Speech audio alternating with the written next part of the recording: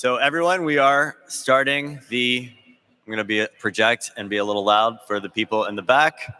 We are starting the building an open financial system panel, but we are actually going to start by having presentations from the individuals making up the panel. And we are going to start with Sid from Coinbase Wallet.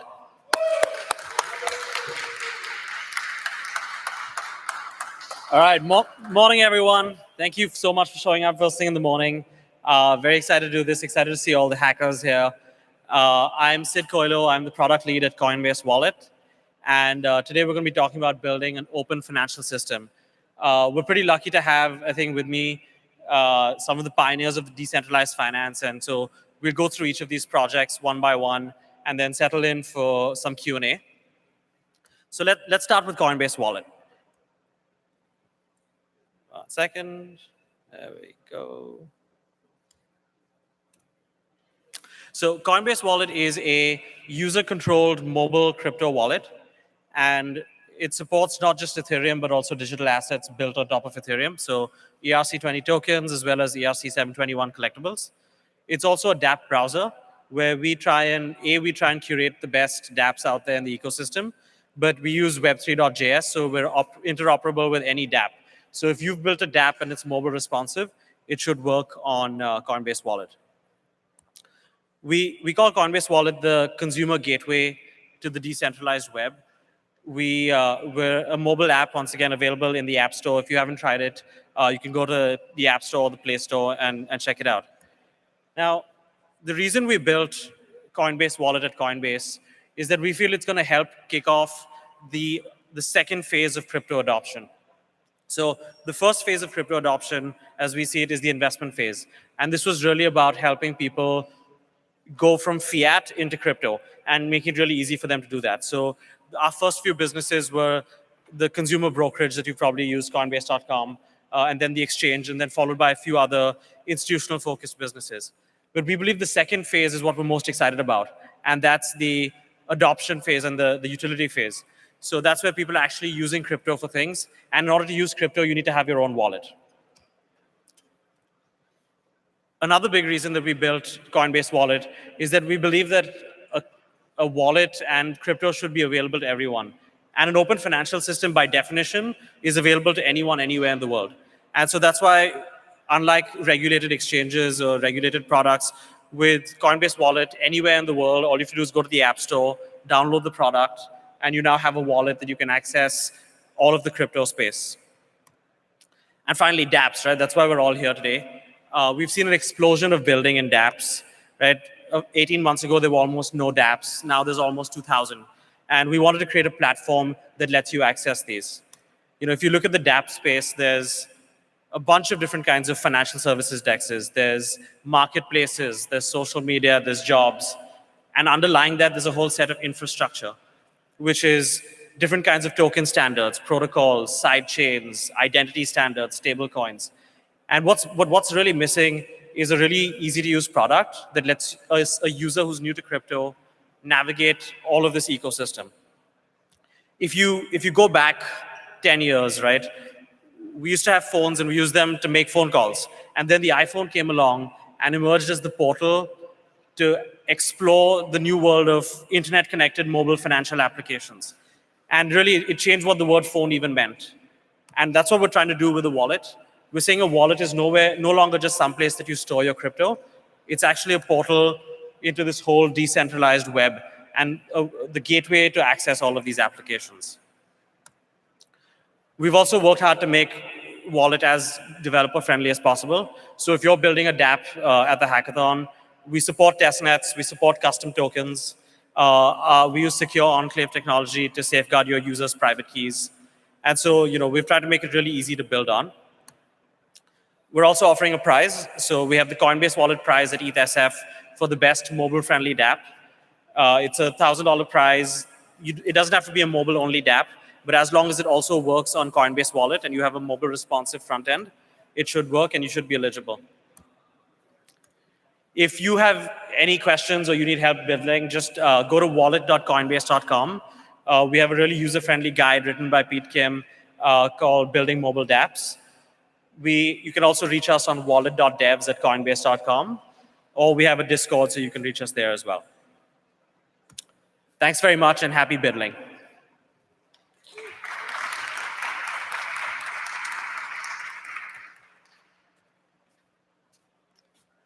Thank you, Coinbase Wallet. Up next is Will from 0x Protocol.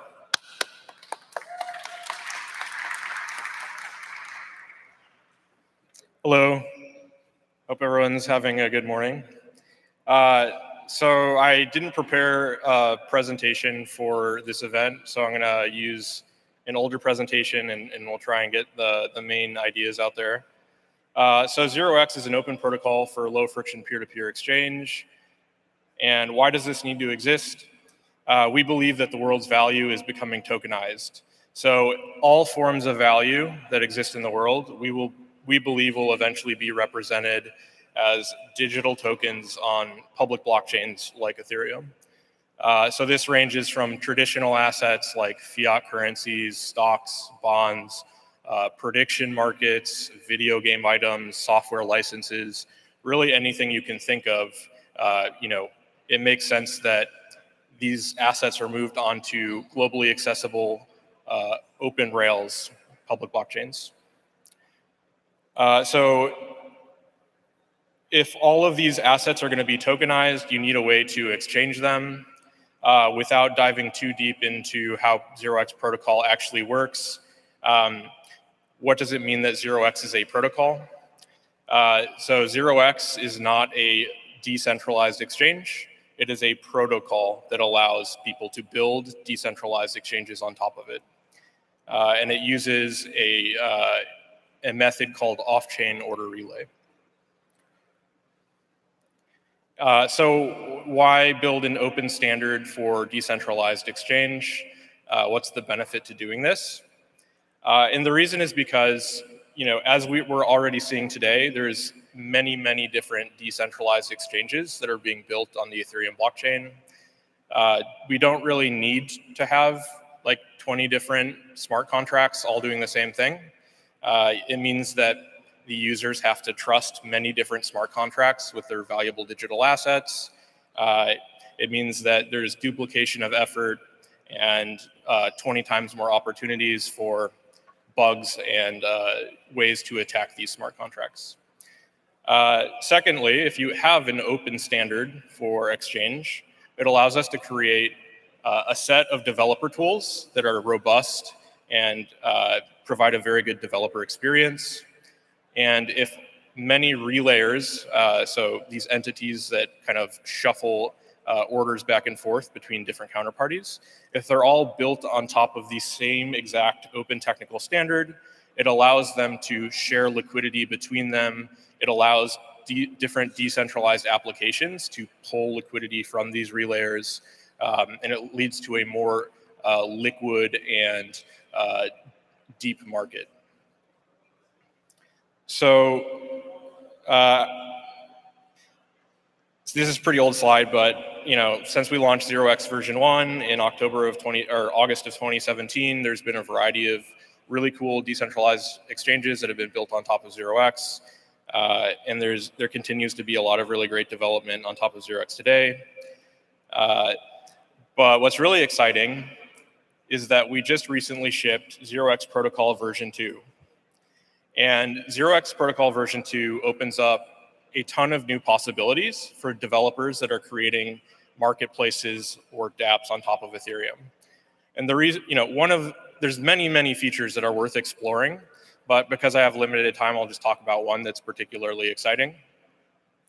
0x version 2.0 has a brand new smart contract architecture that supports ERC20 tokens, ERC 721 tokens, and can also be extended to support any other token standard that might emerge in the future. So we're very excited about the emergence of games, virtual video game items on the Ethereum blockchain, things like Gods Unchained. Loom Network is doing some really great stuff. CryptoKitties was a great first example of video game items on the blockchain. So using 0x, you can now trade these things with anyone in the world for close to nothing. We have a booth in the back. We also have a lot of materials on our blog and on our website that make it very easy for you to get started using 0x. It probably takes no more than an hour to get a functioning relayer operating on the mainnet, or at least to do some very rudimentary trades. And we're going to be here all weekend to help you if you have any questions. And we're also just happy to chat with you about anything you're interested in. So thanks for having us. And yeah, thanks.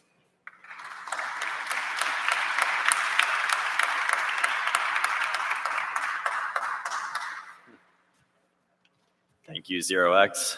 Up next, Andy from Maker.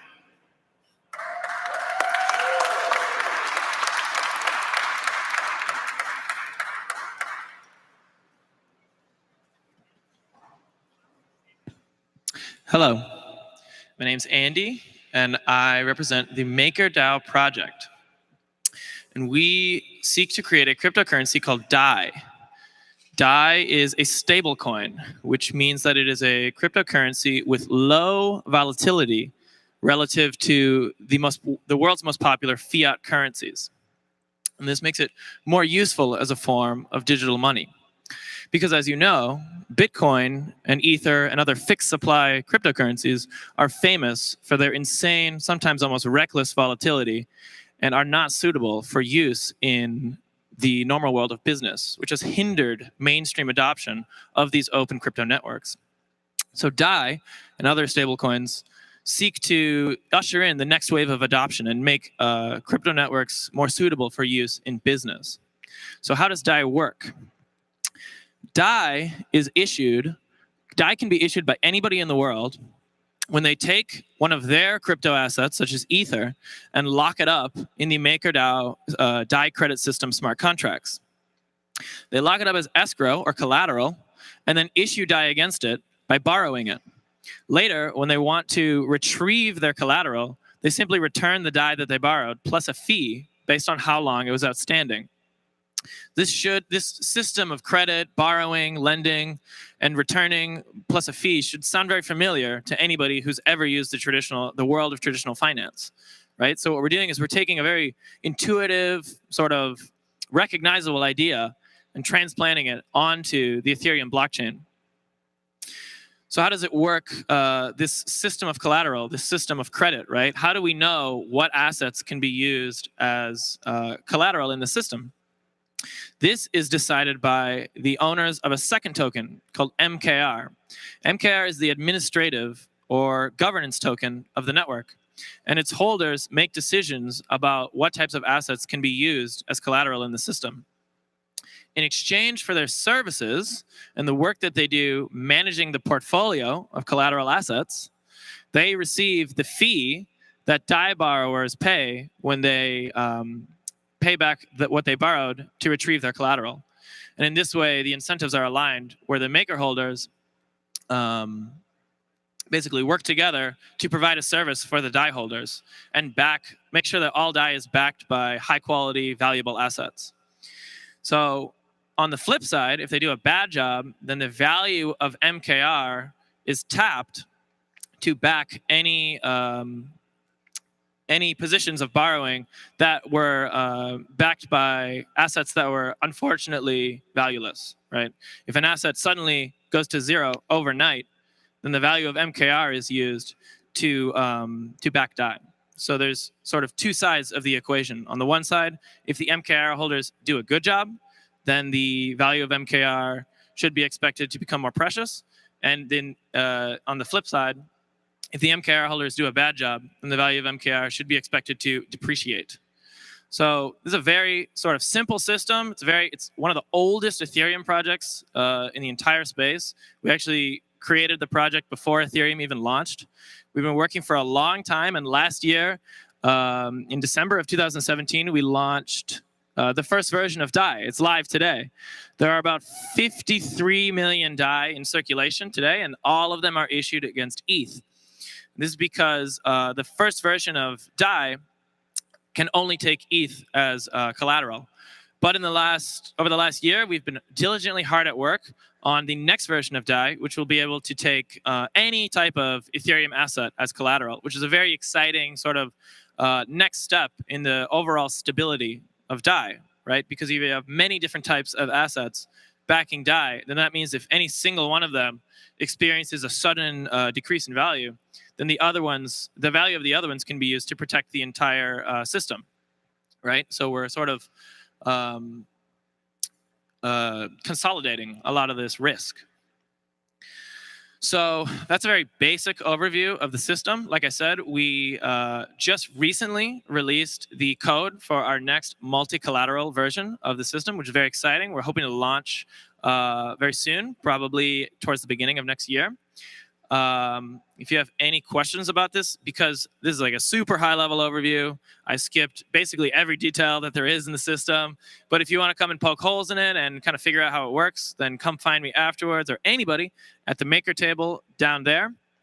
And furthermore, if you have any use case for money in your dApps or your hacks here at ETH San Francisco, then there is a prize that will be awarded to the best applications that use DAI in their system. And also there will be another prize that is awarded to the best data visualization of borrowers in our system. So that's all from me. Like I said, super high level overview, but please come and try to poke holes in our system, because it's always fun to do a little sparring back and forth when people try to kind of get to the bottom of this. Thank you very much.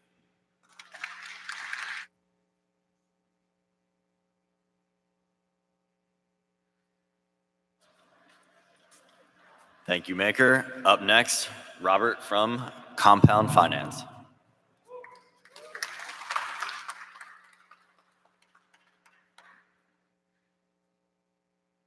All right, you guys are a great crowd. You're probably building some amazing smart contracts and some amazing dApps. What Compound offers is a series of superpowers for what you're building. And before I go into those superpowers, I'll quickly tell you about what Compound is. Compound is a series of token money markets accessible to smart contracts on the Ethereum blockchain. For every ERC20 token that we support, we offer an interest rate. And we also offer the ability to borrow those tokens. Now, why does anybody want to earn interest on a token, and why does anyone want to borrow a token? It's very simple. Most of the smart contracts out there have a balance of tokens. Most users have a balance of tokens in their wallets. And most of those assets sit completely unused. With Compound, you can sweep assets into our money markets and earn a prevailing interest rate. Your smart contracts now have a business model that they didn't have before. If you're building something today that's going to have a balance of tokens, you can upgrade your contracts and actually earn incremental returns. The second thing we offer is the ability to borrow any tokens. Why is this important? Your smart contracts can borrow Augur and participate in a prediction market without owning any Augur. Your smart contracts can borrow 0x tokens to trade with and pay fees with without owning any 0x tokens. Your smart contracts can use any protocol without having to predict and buy those tokens ahead of time. On demand, a smart contract can borrow assets as they're needed. In addition, you get to borrow assets for financial reasons. Your smart contract, or the users of your smart contracts and dApps, can actually borrow tokens to speculate with or to short sell. It's incredibly flexible. So as you sit down, think about ways in which you could potentially monetize tokens, or you could potentially borrow tokens. That's what Compound offers. The smart contracts are deployed to Rinkeby and, as of a week ago, onto the Ethereum mainnet. And everything is live. If you build something with Compound, we're not specifically offering a bounty, but we will take you out to dinner and celebrate you. Thank you so much, and keep on hacking.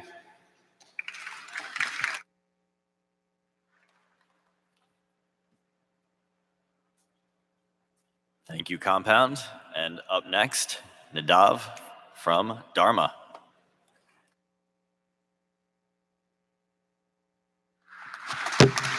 Hello, everybody. How's everybody doing? So, I'm going to tell you guys a little bit about what we've been working on at Dharma. So Dharma is a protocol that enables borrowing and lending on the Ethereum blockchain. Basically, the way I like to think of Dharma is as this kind of global decentralized credit market. And the kind of protocol that actually enables this credit market to exist is what we're basically developing. So how does it actually work? So there's kind of a few components of this whole system, right? So the first is what we refer to as Dharma protocol, right? This is just like a technical specification that defines this like message format for how you request loans and fill loans as a borrower or lender. A layer above that, you have a whole kind of suite of smart contracts and developer tools that actually enable these orders to be generated and filled and then kind of shared amongst different liquidity pools. And then finally, a layer above that, you have what we refer to as relayers, right? And so, Will just came up recently and explained how the 0x protocol works. This is a really similar concept in Dharma. Essentially, relayers are centralized order books that host these loan offers and loan orders and earn some sort of fee every time one of those loans are filled. So in the end, you kind of get this full stack decentralized peer-to-peer lending marketplace that is accessible from anywhere in the world, is entirely permissionless. So if you want to build some sort of application that plugs into this network, you don't have to go shake hands with us or sign a contract with us or, be a New York Stock Exchange member or something like that. You just build it right away. And then finally, it's uncensorable, right? So literally, if you're in a despotic country or you, for whatever reason are locked out of the traditional financial system, you are able to access credit through this system. So we've been live on the Ethereum mainnet since around May of 2018. There are 3 live businesses that are built on top of Dharma right now that are servicing peer-to-peer loans every single day. We, as far as we know, are one of the first sort of implementations of a system that enables people to actually borrow and lend on the Ethereum blockchain in a global context. So this is a really high-level, glossy overview of how the protocol works. So I'm more than happy to dive into some more specifics afterwards. If you're interested in learning more about what Dharma is, how it works, what people are using it for today, and what we think they'll be using it for in the future, come find us afterwards. We have a table in the back over there. We'd love to meet you. Also, we are sponsoring up to $2,500 in API prizes. So if you build an application that plugs into the Dharma credit network, in any capacity, be that, literally building a peer-to-peer lending application or some sort of wallet that automatically pulls credit liquidity from the market, we will be interested in awarding you with up to $2,500 in prizes. So thank you guys very much. Excited to speak with the rest of the folks on the panel in a second.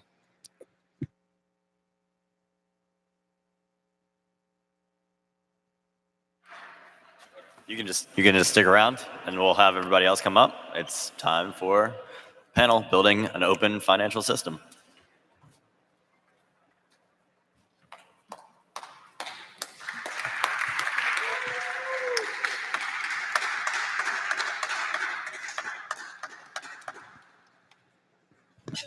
All right, thanks, guys.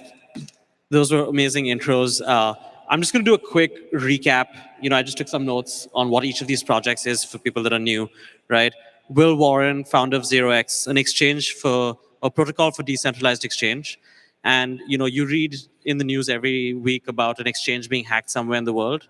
The 0x protocol reinvents that architecture altogether and is just creates an entirely more secure form of exchange. Then Andy, CTO of MakerDAO, right? Maker uses a collateral pledging system to ensure that every DAI coin is always worth close to $1.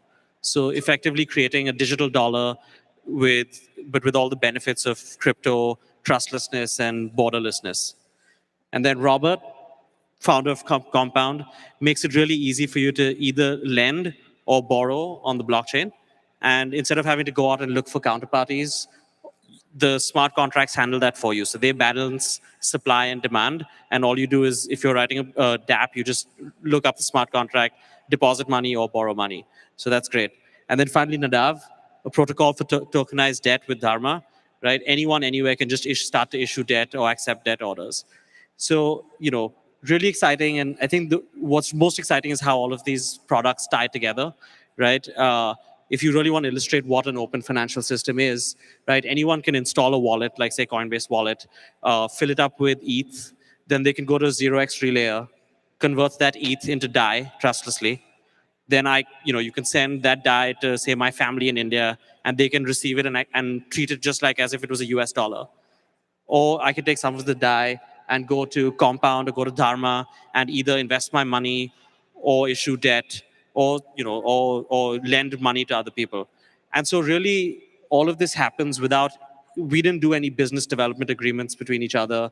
We didn't get any licenses. We didn't have to build APIs for interoperability. We just built products on shared common standards, and things just work. And that is what it means to have an open financial system. So with that, I just want to kick off with a couple of questions, right? I'm going to start off with some stats, right? These are the sizes of the markets that you guys are targeting. There are currently $580 billion of US bills in circulation outside the US. The global bond market is over $100 trillion. The global money markets are $3.3 trillion. And global exchange revenues were $31 billion last year. And so these are just staggering numbers, right? Like these are just mind-boggling numbers, the size of these markets. And that's what these entrepreneurs are trying to tackle. So I guess the question is, from where we are today, and I'd love to hear from each one of you, how do we get for each of your products to the first million users? Sure. So the first million users is going to be the hardest million users. After that, it gets a lot easier. With Compound, what's interesting is that anybody can build on top of our system. And I think the first million users at Compound are not going to come from a million different users interacting directly with our protocol. It's going to come from a million users using mobile applications or using any type of financial service that in the back end sweeps assets to Compound or borrows from Compound. Users won't even know that they're using Compound indirectly. Yeah, no, I agree. I think it's the on-ramps that are going to be doing the hard work. So, things like Coinbase Wallet, things like IM token, these are the ways that we're going to be getting dApps into the hands of end users. I think another, kind of Trojan horse for getting crypto in the hands of end users is, again, like video game items. People love to play video games. They love buying cosmetic skins and stuff like that. And if there's a way for them to kind of buy and sell them, trade them, I think that something that people will get really excited about. So I could see video games potentially being like one of the first use cases that gets kind of like mass adoption, but we'll see. One of my favorite things about protocol development, whether it's from earlier stages of internet history or today, is the fact that everybody's collectively working on shared resources that we all benefit from and could never individually invest the time or resources to create. And so similarly, I think that the rise of these crypto networks sort of democratizes the expression of transnational business. So I think that it democratizes this ability to act internationally, which has typically been only accessible to the largest big business enterprises, right? And I think that one of the biggest potentials for disruption is actually going to be in existing small and medium enterprises suddenly having access to global liquidity and then global financial systems that they were simply locked out of or were too small to access before. So I think that getting the first million users is not going to necessarily be it's not going to necessarily be taking crypto and putting it directly into the hands of people who might have otherwise never thought about it. Instead, I think it's going to be going to existing businesses and saying, look, now you can act internationally and you can stretch your reach a lot farther than you could before. And you can do that in a way where you don't have to invest a ton of resources. And it's just like you get that right now because of all the work that we've been putting in for years kind of on your behalf. So I think that actually it's going to be a really big sort of like efficiency play where these existing businesses can be presented with just a way to like reduce their cost and then get features that they never even would have assumed are possible. Like for instance, in our system DAI, we offer sort of like high quality cost of capital that is really only accessible in the developed world today. And so because it's an open permissionless system, you can expect somebody in the developing world who might have never had access to borrowing rates of that caliber, suddenly it's accessible to them and they can borrow at a rate that is comparable to like the developed world. And that's just huge for somebody who might otherwise have to go to like a loan shark, for instance. So I think that that like efficiency play is going to be really, really big for just getting crypto into the sort of like lower levels of the existing like supply chain, business infrastructure, and like global financial system. So first of all, I'd emphasize that I agree with all the answers that were given so far in that, like, yes, absolutely, like these decentralized financial primitives will lie in service of, at the end of the day, like the 2+ billion people that are unbanked, or even the just remaining 5 billion people that may not have access to the best financial services, but would have access to better financial services if there was a singular sort of globally accessible market for loans, money markets, etc. Where I would differ though, and where I would kind of like push back, is that I think that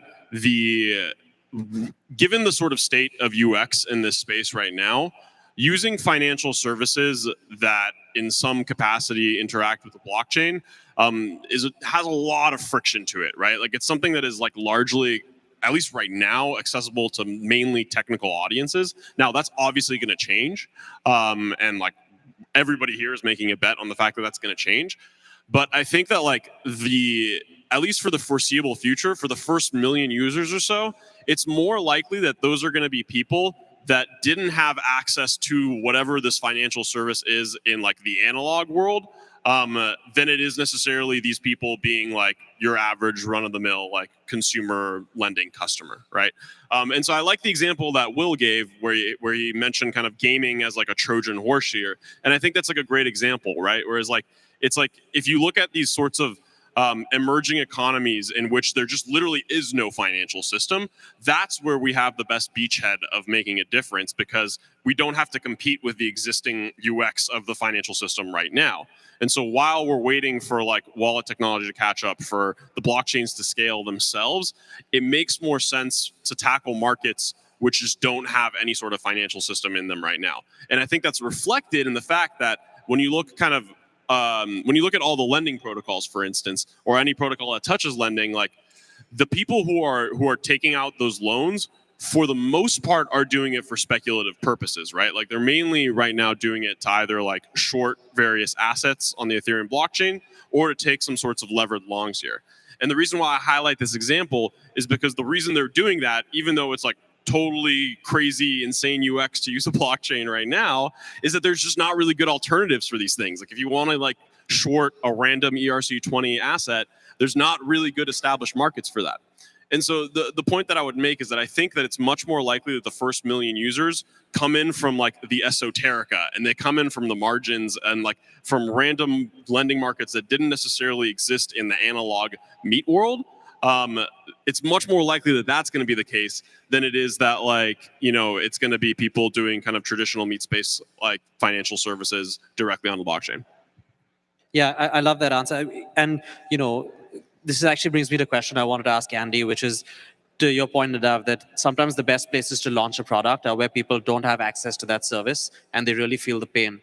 And I know that Maker's been planning multiple like go-to-market initiatives. What have you guys been doing to target, say, developing markets or places where, a stable coin would really, really help out?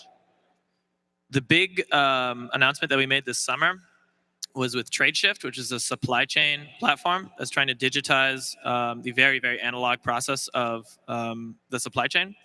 And I think that this is sort of like an opportunity that we're seeing right now, which is supply chain finance. So in the world of supply chain, when you sell something, when a supplier sells something to a buyer, typically the buyer pays later, sometimes 30, 60, or even 90 days later after they've received the goods.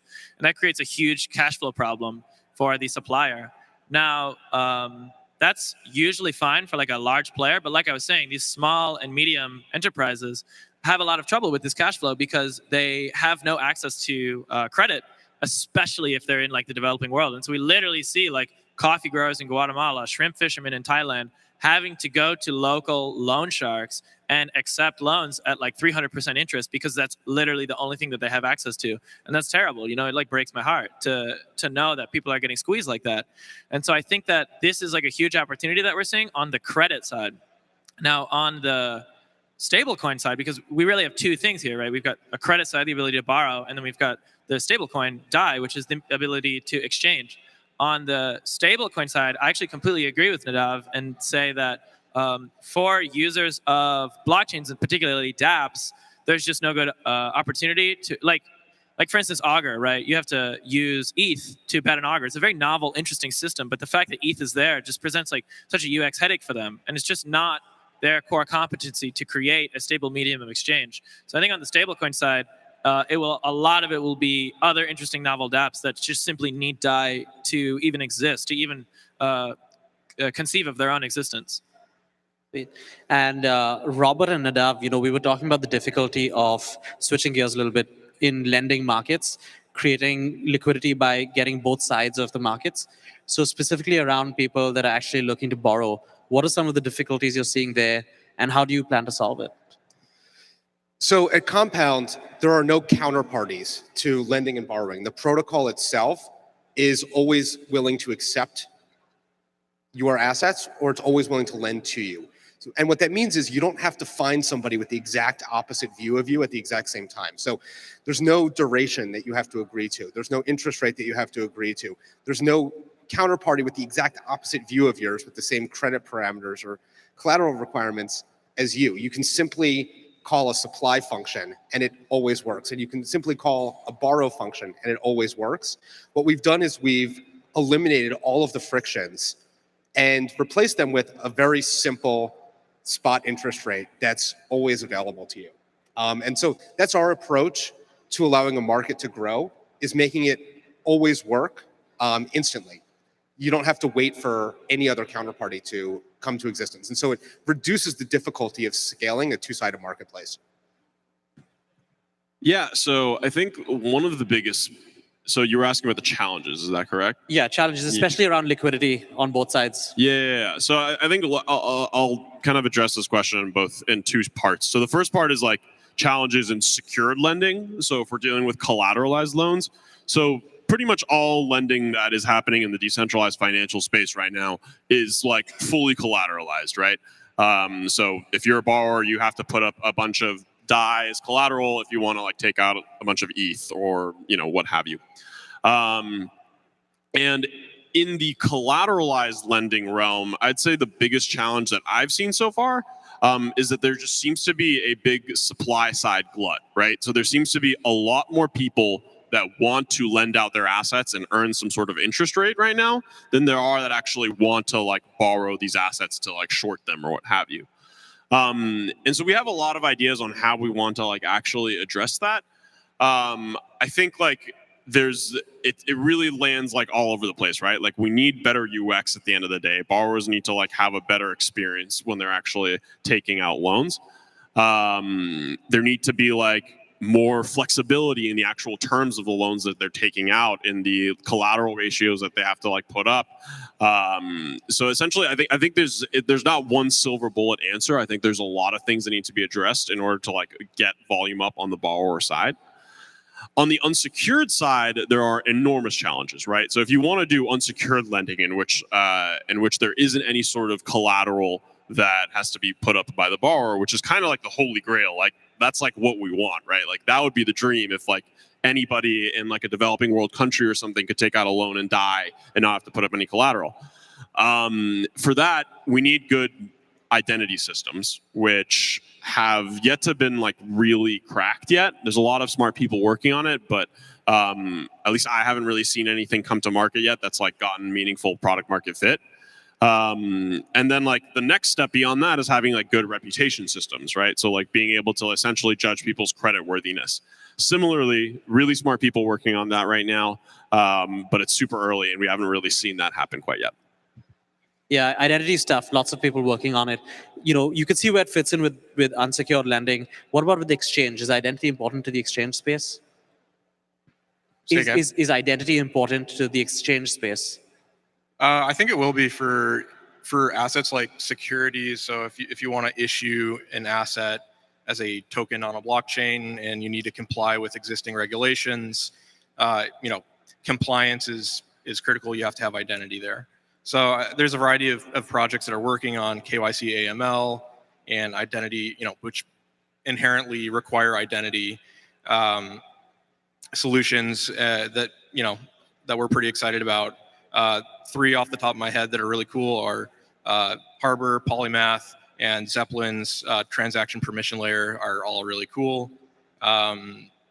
So yeah, I mean, I think like for that specific use case of assets that have been traditionally regulated, then yeah, that you're gonna have to have identity. Cool, thanks. So Will, I have another question for you, which is that most like in the past when entrepreneurs built businesses, they built the entire business, including going to customers and having an end user interface. But you chose to build a protocol instead. And so how does that affect your business strategy, how you think about growing the business, because you're operating a protocol as opposed to a full end-to-end business? Yeah, I mean, I think it's not that different from a lot of other traditional businesses that are focused on developers. So like developer platforms like Twilio or things like that. I would say that like one big difference is that because we still have customers, right? Like our full-time job is to help developers and relayers be successful. And if we're not doing that, then we're failing. And so we're very focused on creating like great developer tools, making it very like a pleasant experience to create dApps using 0x. So we have customers and we have responsibilities to serve them. But on the other hand, like with a traditional business, you have investors and you have to be generating revenue and profits. Whereas with us, since we're not like focused on generating revenue, I think it allows us to be much more focused on our mission, and we don't have to like water it down in order to like get our profit margins up or anything like that. So I think it allows us to create like really just focus on providing the best tools for our users and developers, and we don't have to worry about things like extracting rents from them or anything like that. Sweet. And then Robert, you took a different approach, right? So you built both the underlying smart contracts, but then also the front end. And so can you tell us, and you've recently launched as well. So I'd love to learn, how has your post-launch been? What's your go-to-market strategy? How do you plan to grow? Yeah, that's a great question. So at Compound, we built an underlying smart contract platform as well as the first interface on top. And our vision is that over time, more and more developers are going to build smart contract layers on top of Compound that monetize tokens or borrow from our protocol. And there's going to be more and more developers that build their own interfaces for special use cases. A great example of this is, we expect developers to build systems that borrow from Compound and trade on 0x simultaneously. And so our go-to-market strategy was just having a minimum viable, usable experience for a user, knowing that most users, don't want to wait for better systems to come out. When we launched, we wanted to make it as simple as any Web3 enabled browser, Coinbase wallet or MetaMask, enabled users to simply supply assets into the protocol or borrow from the protocol. And over time, we think that the ecosystem on top is going to get better and better and better. And so in the week since we've launched, we have about $3 million supplied to the protocol, which is liquidity available to anyone who wants to borrow. And we've had about $50,000 to $60,000 borrowed. So it's a small and early start, but the future is only bright. Awesome, thanks. So we have a bunch of hackers here today. So I wanted to just do a quick round, go around and ask you guys 2 things. So first is, what's the coolest thing you've seen built so far on your platform or protocol in general? And then specifically, what's on your wish list for ETHSF? What's 1 or 2 things that you really want someone to build coming out of this hackathon? So coolest thing you've seen so far, just generally, and then for this hackathon, what do you want people to build? So maybe we could start with Nadav. Sure. So the coolest thing that I've seen built, so you have to understand a little bit about how Dharma works in order to get this idea. But basically in Dharma, there's this concept of what we call underwriters, who basically kind of like attests to the credit worthiness of a borrower in any sort of given transaction. And so we had somebody at a hackathon once build a game of loans, as in like, like a tongue-in-cheek play on Game of Thrones, where essentially like different underwriters compete over different loan offers and basically like bid against each other to like have the right to underwrite that offer, with like their bid being like, the amount of money that they want to charge and also, like how good of a sort of credit rating will they give them. So I thought that was pretty interesting, and just a really, really cool concept. As for what we'd love to see built, so again, Dharma's live. We have great developer tooling. We have great developer documentation. It's really easy to use. And one thing that we really, really want to see happen is people build a margin lending interface for Augur prediction market shares. Just because I think it's like a big missing piece in the Augur system, and our two systems would slot together like really neatly. So I'd love to see that built. Sweet. The two coolest projects that I've seen built on top of Dai are sitting to my left and right. 0x is, has created this like explosion of decentralized exchanges, and there's just no doubt that Dai is the most common quote currency on every single one of them. And in fact, the vast majority of volume, I think you might agree, that is traded against Dai on all these different dexes. And on the other side, Dharma, which is like a completely different approach to lending and borrowing. A lot of times, Dai is either used as collateral or it's lent out. And so this kind of just goes to show you that like all the work that we put in to our project just got us all onto this stage here, sitting right next to each other. So the other question, which is what I would like to see here at ETHSF, is actually liquidity analysis. So liquidity is this very interesting mirage kind of concept in crypto networks, in the trading of cryptocurrencies, because due to many reasons, all kinds of crazy wash trading and speculation and all these different exchanges, and it's very difficult to get a sense of what's real and what's fake.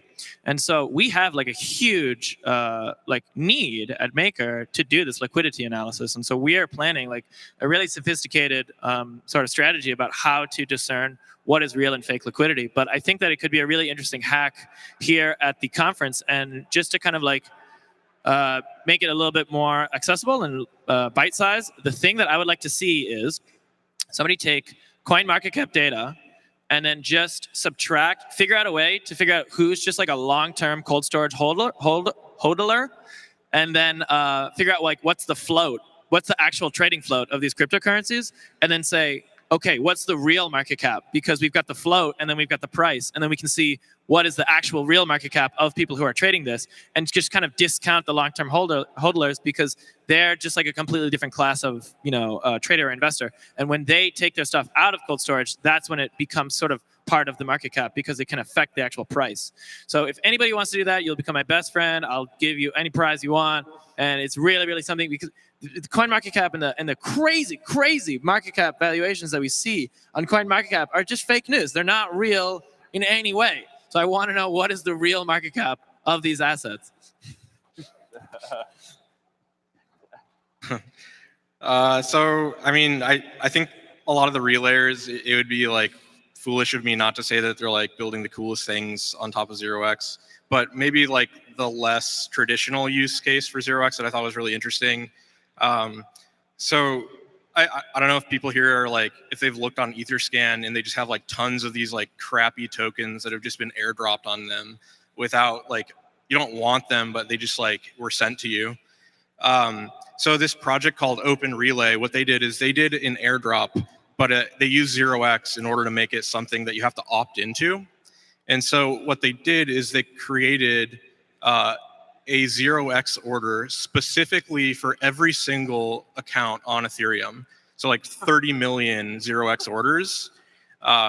And people could go and fill them if they wanted to participate in the airdrop. And if they didn't, then they didn't get the tokens in their wallet. So I thought that was like pretty clever, and it was like pretty fun to see.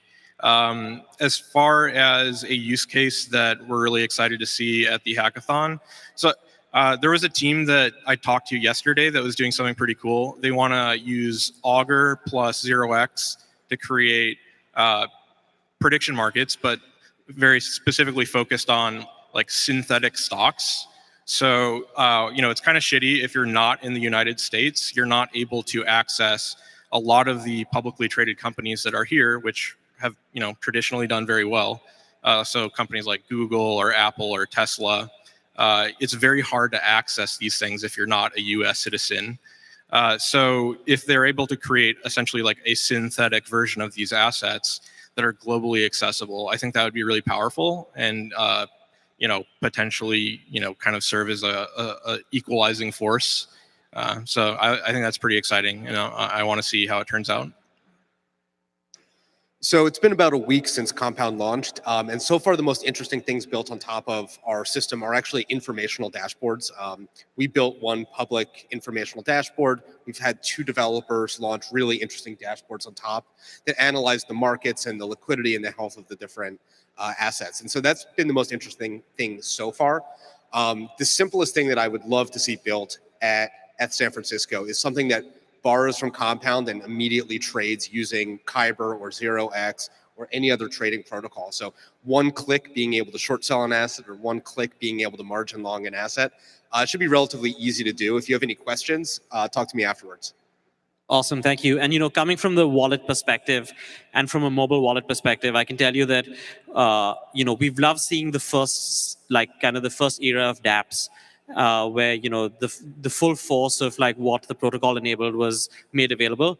But what really will take off, we feel what will really take off, is when you have really, really simple 1 or 2 click dApps that let you achieve what the user's goal is in just a couple of clicks. And I think Compound achieved that with your first goal. I was able to invest my money really quickly. DYDX, they did it with Expo. And so if anyone is trying to build on top of protocols, if you can build something that it lets the user get to their destination in just a couple of clicks in a really simple mobile interface, I think that's going to be a real winner.